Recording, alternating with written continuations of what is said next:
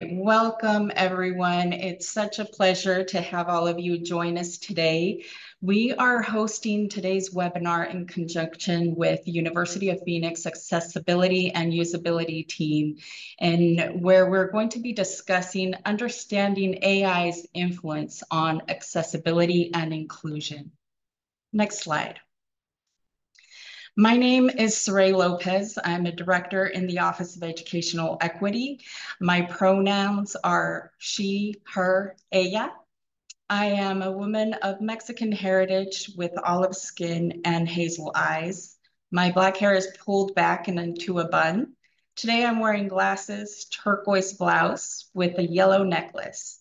And I'm standing at my desk with a bookcase behind me, though it's noticeably absence of books. I have the honor of co-hosting this monthly webinar series with my colleague, Tandra Richardson, fellow director in this office. And today as well, we are joined by the student organization program manager, Jaleesa Dallas, who works alongside Tandra and myself. So a little bit about the Educational Equity webinar series. This was designed to foster a learning environment where we may explore paths to empower individual action for greater unity and societal transformation. These conversations are a priority to University of Phoenix because we serve working adults across all industries, in which 56% of these students identify as members of historically underrepresented communities. Hence, throughout these webinars, we facilitate thought-provoking conversations to promote the practice of inclusive leadership in today's culturally complex society. Next slide. Jaleesa, I'll hand it over to you. Thank you, Saray. My name is, again, Jaleesa Dallas. I am a woman of African and Indigenous descent with brown eyes and hair, wearing glasses and a red collared shirt. My pronouns are she and her. Today, we would like to begin by acknowledging the original inhabitants of all the lands on which we live and work. While we meet virtually, I invite you to join me to honor and give gratitude to the Indigenous peoples who were the original custodians of the various lands we each call home. We recognize that a land acknowledgement alone is insufficient, yet serves as a starting point as we continue our individual journeys toward racial equity. Here in the Phoenix metropolitan area, we inhabit the Hohokam, Akimel, O'odham, Pipash, and Yavapai lands. Thank you for joining us and taking the time to honor the original custodians on the lands in which we live and work. Next slide. Today, we are hosting our webinar in observance of Global Accessibility Awareness Day. And on the slide, we have listed other observances for this month. We acknowledge there may be some dates missing and invite you to share in the chat if there are any we have missed that align within the month of May. Please include the details along with the link of resources where we can learn more about its significance. Next slide. And now let's set the stage for today's discussion. Here are some guidelines we believe essential to fostering respectful conversations. And please, if you can take a moment and challenge yourself and commit to learning, expect moments of discomfort, that's where most of the learning starts, and practice compassion for others and for yourself. We all make mistakes, and we are in a space where this is what it's about. It's about discomfort, it's about learning, it's about practicing compassion and empathy. So we welcome you to this conversation. Please share your experiences and perspectives in the chat box. We ask that everyone contribute to an atmosphere of mutual respect and sensitivity. And we highly encourage you to connect with one another, share your LinkedIn profiles, helpful resources related to today's topics, events that are related to today's topics where we can all go and learn more. And if you have any questions throughout the presentation for the panelists, please do type them into the question box at the bottom of your Zoom screen. Just hover over there, it's a Q&A box. and you can type it in there and we will address those as time permits. Also, you can enable the captions at the bottom of the Zoom screen. You'll see the enabling captions button there. So if you would like to have those posted as well. With that, next slide.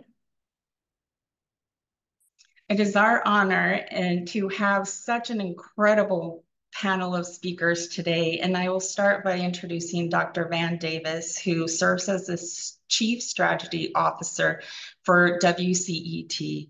And he'll be actually going through and introducing sharing a little bit about himself and introducing our esteemed panelists. And without further ado, I will hand it over to you, Dr. Davis. Thanks so much, and good afternoon or good morning, depending upon where you are this morning or this afternoon. I'm thrilled to be here. My name is Van Davis. I am a shortish, middle-aged white man who is balding, wearing glasses, has a graying beard, and is wearing a jaunty blue polka-dotted and pink polka-dotted bow tie today. And I'm thrilled to be here with you. WCET is the Wichita Cooperative for Educational Technologies. I serve as Chief Strategy Officer there. We're an organization that works at the intersection of digital learning pedagogy and policy, and we help colleges and universities think about ways to leverage digital learning to make learning a reality for all students and to make sure that every student is successful in any type of learning that they want to engage in. I'm thrilled to be here with you today. I'm going to ask Ed Summers to introduce himself, and we will have the panelists introduce themselves and then jump right into the topic. So Ed. Super. Thank you, Van. My name is Ed Summers. Let's see, I'm a middle-aged white male with brown hair. My pronouns are he, him, his. I'm also a blind developer, and I'm head of accessibility at a company named GitHub, which is GITHUB. That's how that's spelled. And if you haven't heard of GitHub, GitHub is the largest software development platform. There's 100 million developers that are creating and sharing on GitHub. And the developers that are using GitHub include quite a few from academia, of course, research. It's a great place to collaborate on research, of course, private sector and government sector. And more than any other, GitHub is the home for open source software. So it's great to join you today. I am joining you from Cary, North Carolina. I saw in the chat several folks joining from Raleigh or different places in North Carolina, and just want to give a shout out to my fellow North Carolinians. Thanks, Ed. Marvin, would you like to introduce yourself? Absolutely. Hi, folks. My name is Marvin Williams, and I am the Director of Disability Resource Services at California State University Stanislaus in California's lovely yet balmy Central Valley. I use he, him pronouns, excuse me, and I am an African-American male with, salt and pepper hair, after pretty gray beard now that I see myself on camera, wearing glasses, and I've got on a black t-shirt with rainbow, mutant, and proud on it. And I'm just really happy to be here, be part of the panel. Thanks, Marvin. And last but not least, Kelly. Thank you, everyone. My name is Kelly Herman. It doesn't matter for a virtual online webinar, but I'm going to tell you anyways, and I'm a 6 foot tall redhead because it's part of my shtick. If you ever meet me in person, you'll be able to find me because I do stand out in a crowd. I am the Vice President of Accessibility, Equity, and Inclusion here at the University of Phoenix. I am so thrilled that we're having this webinar today. I get the great pleasure of working day in and day out with our Office of Educational Equity, as well as our accessibility and usability team, and also our student accommodations team. Today, I'm wearing my hair straight and long. I'm also wearing glasses, and I am a fair-skinned woman of Irish and Norwegian descent. Thanks a lot, Kelly. So just to set the stage a little bit before we jump into our conversation today, artificial intelligence is something that everyone is talking about. This is, I think, probably a particularly timely conversation for us to have today. If you've been paying attention to the news, you know that earlier this week, OpenAI released a new iteration of ChatGPT. ChatGPT-4 Omni. And that was followed the next day by Google, releasing a new iteration of its large language model, AI. So I bring that up because there are some really exciting and interesting things that are happening now with artificial intelligence and accessibility. One of the things that we see that is going to be possible with OpenAI's ChatGPT-4 Omni is that it has tremendous text-to-speech capabilities. In fact, it's almost real-time speech capabilities, something that none of these models have had before. Google, in their demo on Tuesday, showed the ability to have its AI engine visually recognize things when they are held up to a camera, and to be able to identify those in real time. And so there are some really tremendous and interesting possibilities that AI seems to be creating whenever we think about accessibility. There's also some challenges, and I think we're going to get into those challenges today. The reality is that these engines still hallucinate quite a bit. They're not 100% accurate. We're still working on that accuracy. And that means that we need to be cautious as we think about how we best leverage artificial intelligence to help everyone, but especially to help our users with disabilities. Because if we're not cautious, then we run the risk of further exacerbating what is already an existing digital divide. So as you can tell, we have a fantastic panel of esteemed folks to help unpack this topic today. I have a few questions for our panelists to start the conversation. I will remind you, if you have questions, to type those into the Q&A box at the bottom of your screen. We're going to try to spend a little bit of time at the end for your questions. We'll see how the conversation goes, but that's our goal. And with that, I want to make sure that we start off all on the same page with terminology. And so Ed, I'm going to go to you first. And I'm hoping that you could share a little bit and help us level set here on what the difference is between accessibility and how that's different than an accommodation. Yeah, sure. That's great. Thank you for the first question, Dan. I'll tell you what, I want to take one step back from that and talk about disability, because there are so many different definitions of disability. The one that I use and we most commonly use in the field of technology and accessibility comes from the United Nations Convention on the Rights of Persons with Disabilities.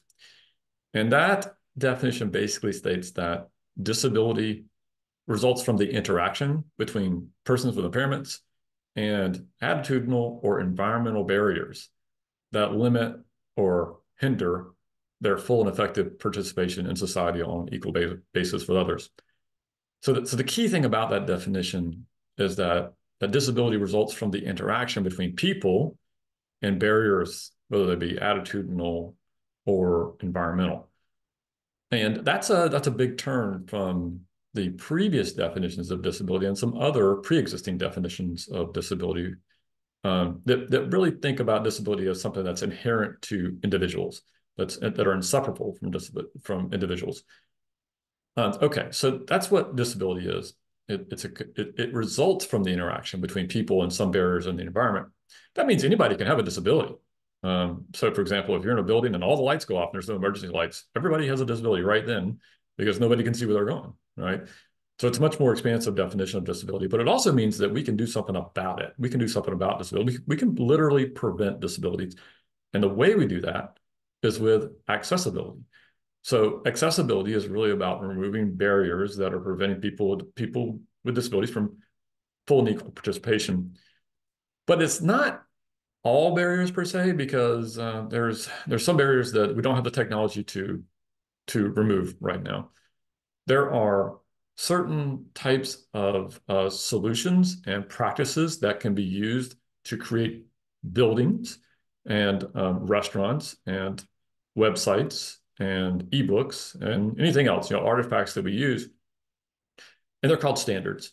And those are the known practices that if we follow them, they prevent disabilities, and they basically allow anyone to use those artifacts without customization or modification. Just think of that as like universal design. Anybody can walk up or approach it and use it, whatever that artifact is. Now, so that's accessibility. And with these standards we talk about, whether it be standards for buildings or standards for information and technology, they're well understood. We can put them in contracts, and we can hold vendors accountable for performance against those standards.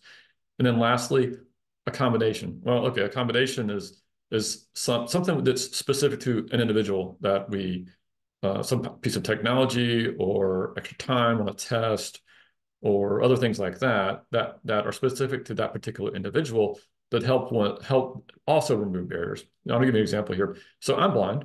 I use something called a screen reader, and that's a piece of assistive technology. It's on my computer and it reads what's on the screen. That's an accommodation in the workplace, having that piece of technology on my computer. I use a seeing eye dog, and that's seeing eye dog, bringing that dog into the workplace. That's also accommodation. But with those kinds of accommodations, if the digital tools that we're using and the building that we're using are quote unquote accessible, then when I show up with my accommodations, I should be able to use everything and experience everything that everybody else is being able to use, those people without disabilities. So yeah, so the key: disability, accessibility, accommodation. That's the way I think about those. Thanks, Ed. And I think playing off of that, this question to you or any of our panelists: are there ways that you think that AI can be used to provide access and to break down those barriers? Yeah. Well, I'll tell you what, since I have the mic, I'll take it first and pass it on. I use a piece of AI, an AI solution that's called Be My Eyes. It's an app. It's free. And they last year introduced a feature called Be My AI. And this was early use of the open AI models, the multimodal models, before they were published for everyone else to use.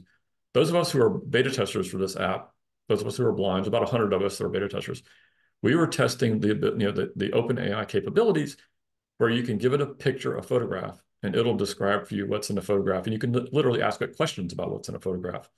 So we were like literally kind of paving the way for sighted people to be able to use that technology, or anyone to be able to use that technology, as blind people within the Be My AI app. And I use that app constantly. So I can bring up my phone, snap a picture of something, and literally ask it questions about the menu or the map, or what that thing is that I just brought out of my refrigerator that I can't remember what it is, or read it. Yeah, it's just an invaluable piece of AI technology. Thanks, Ed. Kelly, Marvin, how are y'all seeing AI being used to help mitigate some of these challenges and provide better access? I think there's a variety of ways, that we're seeing it used in higher education specifically. But I think, a lot of the tools that, we look at, that you don't necessarily still think of it as being AI, are actually AI. So think about spell check, think about some of the word prediction, tools that you see built into common word processing programs that, that we use today. Those are all, examples of artificial intelligence that actually do help individuals with disabilities as well as individuals without disabilities. And, when you kind of think about, the original concept of universal design, which was an architectural concept and included things like levered, door handles and curb cuts and sidewalks, it actually makes the environment more usable for everyone, even though it was, thought of first of all as an accommodation for, somebody who might have a disability. So I think that those kinds of examples are things that we kind of take for granted in our everyday lives, that are examples of AI. I mean, almost all of us have voice assistants in our homes these days. I would be willing, to bet on that. And we use them, for a variety of purposes, right? We're telling it to set timers for us. We're asking it to remind us to do things later on. We might be asking it, random facts. I mean, I know it's a common dinner time conversation in my household, where one of us says, I'm not going to use the wake word because it'll wake up the one in my office, but we ask her a question because we're arguing over the answer. So there are lots of applications that we have of AI that are actually finding its way integrate into our daily lives that actually are helping students with disabilities as well. And I don't think that we have been able to keep up with how those are being used. And we're looking at AI as this, newfound thing that's going to change the world for the worse, and that we need to regulate it, and we need to, have policies in place around it. And I think sometimes we're kind of equating this with throwing the baby out with the bathwater, and that we really need to look at the multiple ways that AI benefits us and that can be used as an accommodation, because it is actually being used by more students than just those who have a need for an accommodation. Thanks. I think that hearing what you're saying, Kelly, about as kind of a rush to regulate and a rush to monitor. I think really the thing that we as a society needs to do is take time to be able to understand just what exactly it is that we've developed, understand the tool, and then understand that it is a tool. And then we need to be able to instruct students on how to be able to use the tool. If the tool is going to be used used as an accommodation, it's understanding what that tool is, how it could be used in accommodation, and then really being able to make sure that it's going to be effective, right? And make sure that we're not altering essential elements of the program, fundamentally altering essential elements of the program. One of the questions that I had seen in the chat is one that I've had people ask, or in the question and answer, one that I've had people ask, which is about people using AI as an answer for doing everything for them versus learning or training. So I think that right there gets to that gets to the core of what I'm talking about. It's understanding just how the tool would be used, how you're going to deal with something like that, and understanding that it doesn't necessarily have to be that. Now, would I approve someone being able to use AI to write essays for them? Most likely not. There are tools that they can use to help them write the essay, but still has to come from them, as opposed to having something generate for them. And I think so, again, it's just really understanding what the tools are, how they can be used, and then also teaching folks how to use the tools in a responsible manner. Even though it is something that's incredibly powerful, it's getting them to understand that, this is how you can use this is why I would use this way. And then it's also getting that, in using this, you have your responsibility to yourself to also learn, to know, to grow, and that it can't necessarily be something that is going to do for, but something that could possibly assist. But it's also looking at what that assist looks like. I think so, Marvin. I think that you're touching on something that there's a lot of discussion about these days, and that is that delineation between a tool being used to assist versus a tool being used to usurp. And that question of how do we use these tools? I'm curious if any of you have thoughts about how should we best be leveraging AI in either the classroom or the workplace so that it is a true assistive technology? Yeah, I'll take a first crack at it. The thing about this latest generation of AI technology, the large language models, is that the cycle time for major breakthroughs is being measured in months or weeks. And, if you go back to, I don't know, even like a decade or two ago, those cycle times were much longer than that. So this space is just moving so fast, and it's clear that the eager adopters of AI in the world, not in the classroom necessarily, but in the world, in the workplace, they're getting a massive productivity boost from AI. They're solving more problems. With all of its strengths and weaknesses, they're still getting more done, solving more problems, creating more ideas, just delivering more results. And I think that as a person with a disability who, frankly, because of the kind of the disability tax, right? There's always a concern of being able to be as productive as my peers. I'm very sensitive to that delivering results. It's what drives me, it's what motivates me, and I have to focus on that in order to compete, in the workplace, in the employment environment. So I would urge you to think about, as when it comes to the classroom, when it comes to formal education,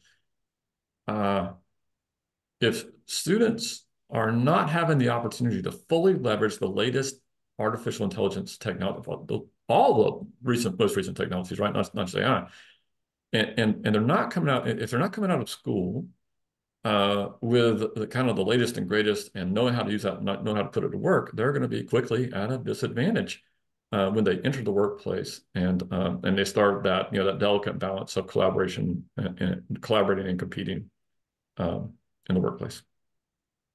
And I would add to that, Ed, too. I think, we have a responsibility for those of us who work in higher education, and I think sometimes we get a little bit complacent with this and we think, well, this worked for us and we're, in these jobs and doing well, so therefore it's going to work for our students. But it doesn't, right?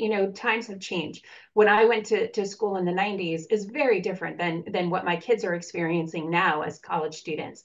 And it's one of the things that I talked about a lot when I've talked at the conferences that are focused on educational technology and online learning. If you're taking the same idea of assessing learning from your traditional seated course and you're just putting that online, you're not taking advantage of the features that the technology offers you. And so I have had a lot of conversations, debates, arguments, you can use whatever word you want to, with faculty over the years at the 3 different institutions where I've worked and I've done this work, where I encourage them to be thinking through, what are you actually trying to assess? If you have an online course and you're using a test in that online course that really is, emphasizing the student's memory of certain, content and not applicability and how they would practically, apply, that concept or that learning to other situations, then you're not taking advantage of what, the platform actually allows you to do. And you're worrying about they're cheating, they're going to be looking up answers. Well, yeah, they're going to have those things at their disposal. What do you really need to know? What do you really need to assess? And, having conversations about the fact that when we determine whether something's a reasonable accommodation or not, we're looking at learning objectives. We're looking at what do the students need to demonstrate that they can do as they've mastered that content. And I've had lots of conversations with faculty over the years about writing papers. There are some courses where writing papers and demonstrating mastery of content through the written language is an important component of that course. It is essential, as Marvin said earlier, to that accommodation determination, because it is an essential element of the course. And to alter that would be a fundamental alteration, which then makes that accommodation not reasonable. But if that's not part of the learning objective of the course, and it is more application of that, information and not necessarily, spitting it out in a lot of words, how are some other ways that we could be able to assess student learning that could be an accommodation? And now we have AI as a tool to help us in that. So if we're not assessing the mastery of, conventions of English language, and rather we're looking for mastery of concepts, could that student use AI to start a paper and then edit it and, be able to, work with what, that content was to make it their own, but it gets them started? And is that a conversation we should have? I mean, I remember in the early 2000s having, conversations with faculty who were reluctant to have students using Dragon Naturally Speaking to complete their assignments. And I'm like, well, that doesn't make any sense. It's still the student generating that. And his argument was, but they're talking, they're not writing. And I'm like, oh goodness, we kind of need to go backwards here a little bit and, really kind of talk about this process. But it was not understanding the technology. So I think that's something that all of us, who work in education, if we don't work in education, but we're education adjacent and, we have the opportunity to work with folks who are in education, we need to talk about the practical realities of how these tools are showing up for our students when they enter the world of work, so that we can be prepared and we can help prepare them for when they make that jump to the world of work. Because like Ed said, these are things that they're going to be expected to do on the job, and they're not going to care if they, in many instances, right? if they actually have mastered the conventions of writing a 3 to 5 page paper about this, could you actually do it? And what does that look like then for us preparing students for that world of work? I think, to kind of go with that, I think what it all really comes back to is, do we really understand what we're expecting students to learn? That's a hard question. Do we really understand what we're expecting? Not just what have we been teaching regularly, but do we understand what we're expecting? Because once we do, then we can we're at that point, again, we're not afraid of the tool. At one point, someone said, I remember reading that someone had indicated that the use of a paper and a pencil was going to be the end of education because it wasn't the slate and the chalkboard. I mean, and then people were saying, well, typing, that's going to be it's just a matter of how we do the thing. But again, I really feel that it's important to have that understanding of the tool. So if the way that I feel about this, when I use AI, it's like Star Trek and AI is the computer. I don't sound like Patrick Stewart, but if I did, then it would be really, really awesome. But it's having that conversation back and forth. But in order for it to be meaningful, I have to know what questions to ask. If I don't know how to prompt it, I'm not going to be able to make the most from it. It's like I have a very ripe orange, and in order for me to squeeze all the juice out of it, I got to know it's not just going to be one squeeze, it's going to be multiple squeezes. It's going to be a lot of rotation. It's going to be some work in order to make sure I get everything out of it. So I think that's part of it. I think that it's really like if I have a journal article that I want to read and I want to be able to summarize it, yeah, I could throw it into a tool and tell it to provide a summary of it, but if I've read it, I can go back and ask questions and say, well, tell me more about this. Tell me more about that. Well, what do you have from this? And what do you have from that? And I do have to keep in mind that hallucination is still a thing too. If I don't know what's going on, next thing you know, I'm that attorney who was off in court citing cases that never existed. So it's that we really have to understand what it is that we're asking. We have to understand the tool. And then we really do need to be able to show students how to use those tools to be effective in order to really do what they're doing and to help elevate their game as opposed to be their game. Yeah. I love this conversation about, I'm sorry, go ahead, Ed. Yeah, I'm sorry, Ben. I wanted to jump in and just follow up on one quick point there. Marvin mentioned hallucinations of AI. That's a very real thing, especially right now in these early stages of this technology. I got a couple thoughts about that. First off, using these advanced tools, there's a skill to it, and there's skills that you learn in order to use them effectively. And one of them is you don't believe everything you hear. You take it with a grain of salt. You use your faculties of reason and the facts you have in your head, in order to say, no, wait a minute, let me cross-reference that against a credible source. And even with AI, by the way, one of the skills you learn is to say, can you, the AI, whatever AI you're using, can you tell me your sources for that information? So you can just, there's another skill that you can kind of drill into. Now, the other thing is, as a blind person, I travel a lot for business and pleasure, and I travel alone. And I use my GPS technology. I have my little bag of tricks, my technology tricks that I use to travel. But it's frequently when I need to find somebody, a human being, and get some assistance about about the thing I'm trying to find, the place I'm trying to go.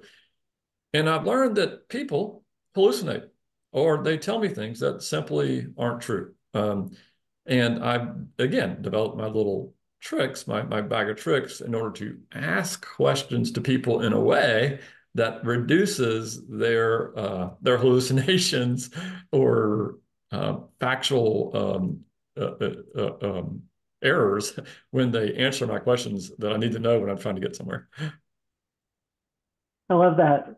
So we've had a great conversation here about how we use the tools, and what it means to use those tools in a way that begins to break down those barriers that Ed started us out talking about. I'm curious, what are y'all excited about whenever we talk about this technology? What makes you really excited to think about the prospect of how AI can be used to break down barriers? I'll jump in here first, Van. I think what I'm really excited about is that as the technology continues to evolve, and we see more and more of this that's available. It's more and more it. This terribly constructed language. My apologies, everyone. But as more of us use these tools, it becomes something that those who have disabilities who may need to use it for access don't feel that they're having to use something special just for them. And I think, over my 25 years in working in higher education, I've worked with so many students who, have been reluctant to use accommodations because it outs them in some way, or they feel like it puts a giant marker on them, that the old equivalent of a scarlet letter, and of having to use an accommodation because they can't do something in the same way that their peers, whether they're students or employees or whatever, have been able to do. And the advent of these tools, the way that this technology has continued to grow, and that we're seeing it used by folks all the time, and I suspect that there are a lot of us who are actually sighted who would probably benefit from the app that you talked about, and we'll start using that as well, right? It really does kind of lower the entry point for individuals with disabilities to be able to use some of these tools and to get the benefit from it, because all of us are using them. And so I think it does have that potential to be an equalizer and to offer more equity across organization, across society, removing some of those barriers. When you look at the UN CRPD definition and the interplay between the person and the environment, that's a really important consideration that a lot of times those of us who have been working with disabled people for years feel like we don't get to that point where we can actually start recognizing that the environment creates just as much disability as as a diagnosis does. So that to me is the exciting point. And then of course it comes with some other worries, but I'll hold off until you ask that question. Other thoughts? What excites you? I think for me, I'm kind of with Kelly. I'm excited for the ubiquity. I'm exciting for this stuff to just be just part of the way that it is. I mean, I now, whenever if I'm sending text messages, typically I'm speaking to my phone and I'm voice typing my text messages. I have my Bluetooth earpiece in, and so I'll listen to, or if I'm driving, it will speak back to me what certain messages are, ask me if I want to reply, do those types of things so that I don't necessarily have to attend to my phone. Um, and I like simple things like, being able to have my calendar and being able to talk to my phone, tell my calendar, create this event for this date, this time, invite these people. Or just recently, I hadn't used it before. I tried using Google's tool for making a dinner reservation, and just even how easy that was. Then have it contact me back when it was made. I wanted to talk to the people at the restaurant to see what their interaction was with it. But I'm really excited for that. I'm excited for it just to be, for things to be mainstream enough that there isn't any stigma that's attached with using it. It's just people are just using what they need to. Plus price brings the price down on a lot of this stuff. A lot of assistive technologies are horribly expensive, but it's because they're being developed by small companies and they're betting the farm on this thing being able to do what it has to do. And they don't have, Google or Microsoft billions behind them in development. So it helps to be able to do this. Or you might have like one person who's maybe writing code and they're creating a tool, and that ends up being the big thing, and they have to keep that going while trying to maybe work another job to keep food on the table. And so I'm excited for this stuff to become ubiquitous enough that you can bring down the price on this, and folks just when they're getting whatever tech they're getting, when they're getting they're just uh, uh, doing the regular things, participating, that it's all there. It's all built, it's all baked in, it's all built in, and done so in a way that it's useful and thoughtful as well. Yeah. Yeah, I think there's really great points I want to build on.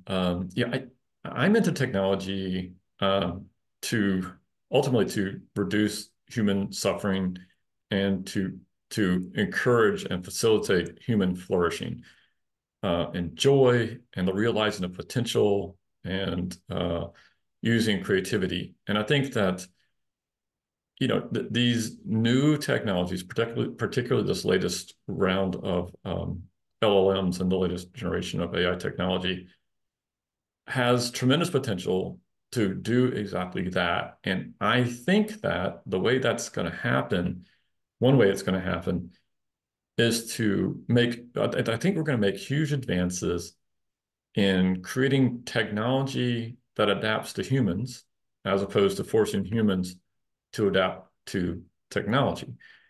And I think Kelly's comment about Dragon naturally speaking, well, they're not writing. Well, my answer to that is, well, so what? I mean, some people can speak better than they can write, or they can't write for a physical reason. I consume most of my information using a computerized text to speech computer voice, computer generated voice. I don't read with my eyes. But there are plenty of people who have print disabilities that make it impossible for them to read with their eyes. Are they still reading? I would say yes. And if we, I mean, when I saw in the last couple of days, when I saw that ChatGPT 4 Omni presentation on YouTube, I was like, oh boy, here we go. Because what those multimodal technologies enable, it is I think it's a big step towards, yeah, just removing all these artificial barriers between people and their ability to realize their potential and exercise their creativity and create, and add value to humanity. I love the excitement here. I've got to ask though, and Kelly, you sort of alluded to this, so maybe I'll go to you first. Are there things that worry you? Yeah, there's a lot that worries me. I think we as a society are resistant to change. And, I think that, that change is hard. And, being able to step outside of your comfort zone and understand that, innovation, we all benefit from innovation, but while you're going through it, it's messy and it's hard and it requires you to think about things differently. And I think, having been part of conversations, not only at, the university, but also with other colleagues at other universities and colleges, at, professional conferences and hearing this talked about, I'm hearing a lot of that resistance to change. And I don't want to do anything different because I'm comfortable with where I am now. So that worries me because, that then, naturally inhibits, the application of these new technologies in ways that are going to benefit a lot of students. And, it's going to benefit students with disabilities. It's going to benefit students who don't have disabilities. It's going to benefit students who might have disabilities who haven't been diagnosed yet. And when we, are resistant, to the idea of change, then we inhibit, oh my gosh, I cannot say that word. And we restrict change. We restrict the opportunity to apply it, moving forward.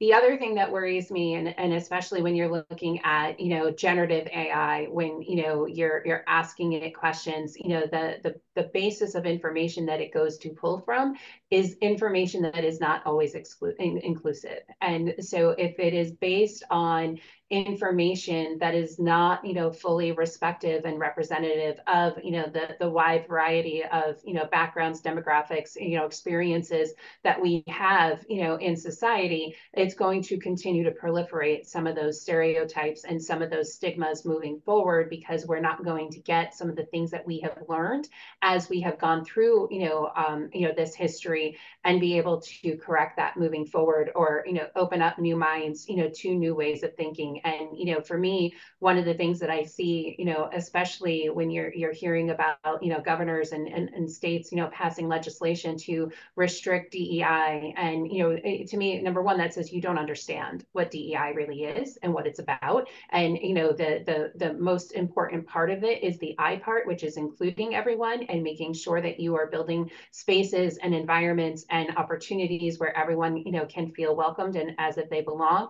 Those are the kinds of things that really scare me when you look at generative AI and what it is that, you know, we're doing with it, because we are basing it on, you know, oodles and oodles of information that comes from folks that were in privileged backgrounds and not fully, you know, recognizing, you know, the other experiences that especially folks who look like me, and especially male folks who look like me, may, you know, are not aware of and haven't built that into, you know, the basis of information that it pulls from. So those are the two things that scare me. Other fears that folks have.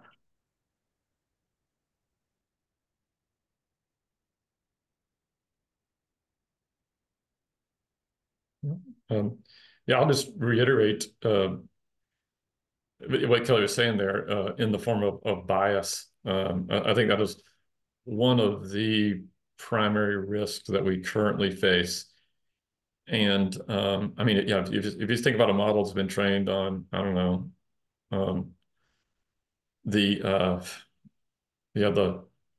all the writings of human history, and the people who actually wrote those things, that's a very small kind of a select population that is not representative, particularly today is not representative.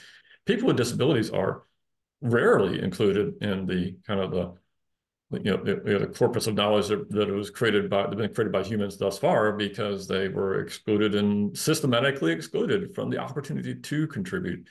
So, you know, representation of people with disabilities in particular in the data that's used to train models, that's something we have to intentionally and deliberately cultivate and monitor for and ask hard questions about. I think the other thing that worries me is that this is a rapidly evolving space, and the people who are working on these kinds of technologies are working around the clock, and they're shoving these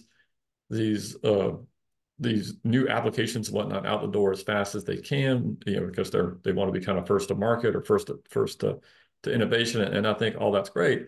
I think as an accessibility professional, I've found that typically there's kind of like this little nice edge sweet spot where we can get accessibility done. And it's hard to get accessibility done when it's the development is so rapid and furious, like in the way we are now. And it's hard to get it done when you have legacy products or legacy technologies that are very mature. And, you know, sometimes the window of time when we can actually get resources focused on accessibility is like a very short period in the middle. So I think we all need to be very, again, intentional and deliberate about including the accessibility of just the user interfaces that applications you know, AI infused applications are being created with. Because think about, you know, I think, you know, the thing that gets a lot of the news here is the Gemini interface from Google and the OpenAI ChatGPT. But the way this is playing out is that AI technologies are being used kind of underneath the hood for a wide range of things. And it's those things, you know, all those other applications that are including AI, that we need those user interfaces to be accessible as well. I think for me, what I worry about is, again, like Ed said, this thing is moving fast. This is moving fast. It's growing. It's the snowball rolling down the hill, if you will, and it's just picking up momentum, and it's getting bigger as it rolls. I don't necessarily see our preparation and understanding of it increasing with the same speed, with the same, it doesn't have the same vector associated with it. And that's a problem. I think that, I think about back in the days when, you know, you had in K-12 classrooms, folks were clamoring for laptops. Got to have laptops. We've got to have laptops. Got to have laptops. Okay, so what happens? Folks got laptops. And then tablets came out. Got to have my iPad. We got to have iPads for everyone. iPads, iPads, iPads. Okay, what are you doing? What happened with the laptops? Well, we use them for one thing. I remember seeing one teacher use, okay, open your laptops. You have them open the laptop and then do one little thing. Okay, now close your laptop. And now we're doing this. I'm like, well, it's not even, I don't understand what's happening. So it's that, and I know I'm a broken record. Learn the tool, understand it, but also looking at the ethical implications of it. I mean, for everything that we do, I don't think that we as humans fully realize that there are extreme ethical implications with the things that we do, that we impact each other with the things that we do. We impact each other with the things that we create. Sometimes, even though you can go a million miles an hour, the best thing to do is to pause, slow down, take a minute, and figure out what you're going to do.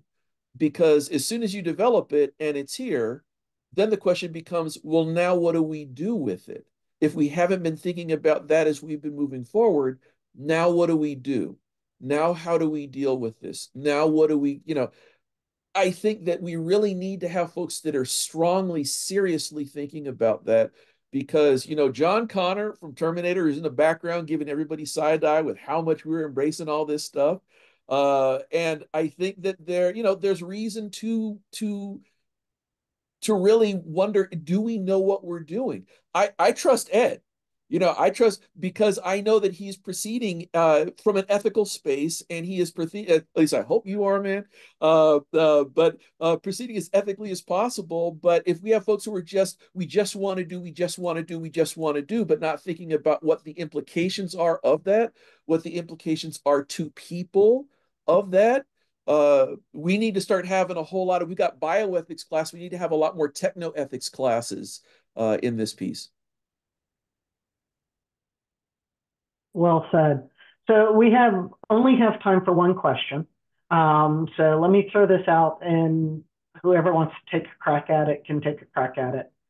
Trisha Foran asks, can you please speak to intellectual property and academic integrity in higher education within this context of artificial intelligence?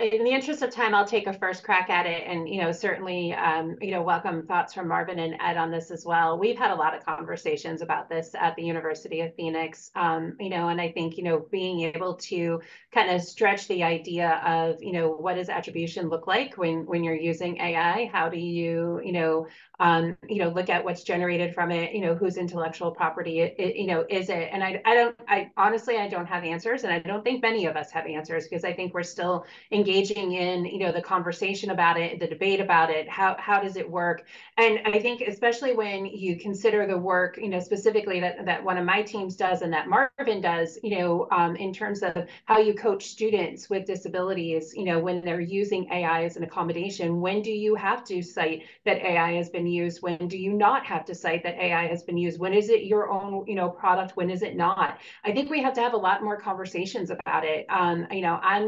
I'm not feeling comfortable that I know for sure what the answer is. I think it's one of those things where, I would say to a student, if I were the one coaching the student, how much of this would you say was generated by, the tool that you used versus you actually generating, and, then it becoming your own content. And to Marvin's point, which I think is so critically important, a lot of times we think about, give them this tool, it'll solve all the problems, but we don't spend enough time actually helping them how to learn the tool. And I think that's something that we have to do in higher education and some of our early general education type courses, looking at integrating AI into those assignments. And then when is it your work product versus something you went out and just generated and then you're submitting it? I think we have to have a lot more conversation about it.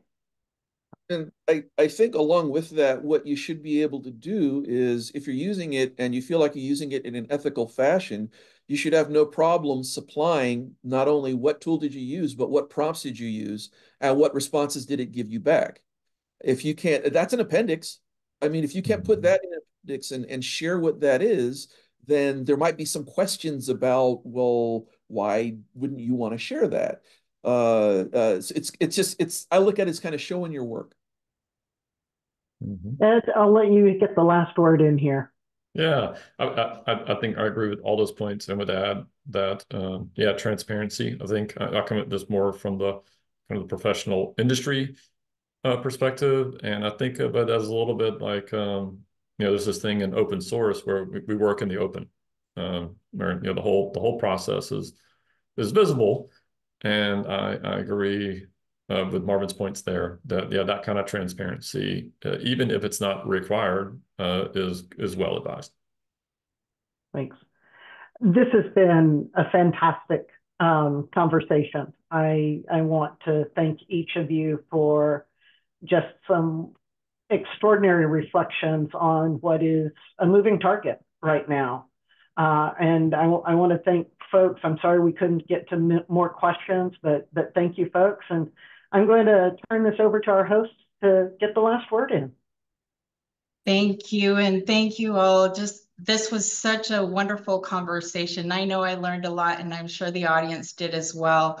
Thank you. And just so you all know, we are excited to share with you all that we will be hosting the Inclusive Leadership Summit next month. So we will not be having a webinar, but we expect all of you to attend the summit instead. And this is virtual, free of cost, and open to the public. We're going to be covering transparency as a catalyst to belonging. And if you can go to the next slide.